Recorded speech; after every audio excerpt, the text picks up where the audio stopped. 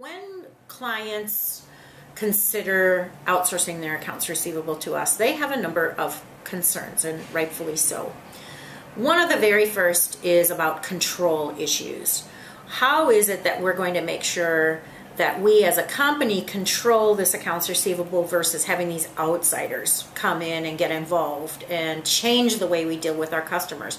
This isn't like any other back office function where no one sees you cutting payroll checks or no one sees you cutting payables checks.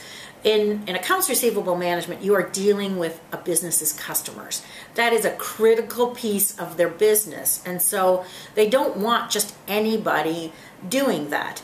So when they have these concerns, we walk them through the process of how we get engaged with their customers, because essentially coming in new, whether we would be outsourced or a new employee, we let them know, we let the customers know, hey, we just started working on this, we'd really like to resolve this, and we get into situations where maybe customers hadn't been contacted for months or sometimes years on balances, and so we're actually asking for forgiveness in the very beginning of that relationship to say, help us help you resolve this issue so that going forward we won't have the same issues happen over and over again.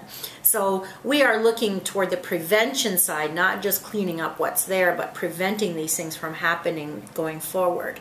We're looking for identifying features as to what's going on consistently in the portfolio. For example, your customers are not getting invoices. So we want to look at that process and find out why invoices are not getting to the right people, why our clients can't bill the right price, things like that. And so we're tracking all of this information to be able to tell them what's right and what's wrong in different parts of their company that's causing these receivables to age.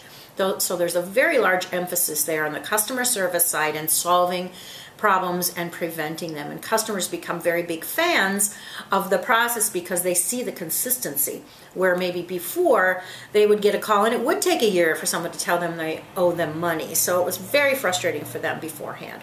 So we assure our clients that we are an extension of you, and we are a very customer service driven credit department. We, as the outsourced credit department, are invisible to our clients' customers. We have email addresses inside of our customers' businesses. We have custom phone numbers, toll-free numbers that we are answering in their names. And so it isn't that other people know they've been sent to a third party or something. There's not an adversarial relationship there at all.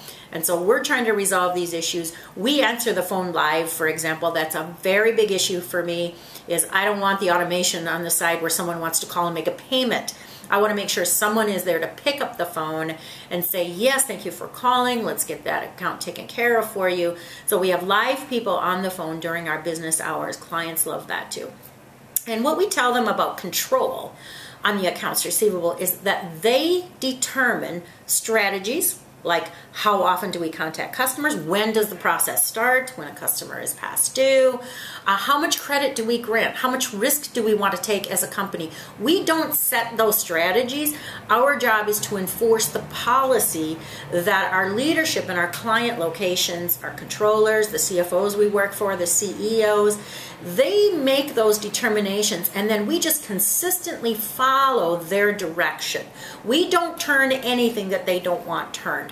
What was working before will still work today, but the things that need to change, we're in charge of implementing those. So we aren't creating these things in our interest. We're having the client tell us, this is how we want you to manage this asset.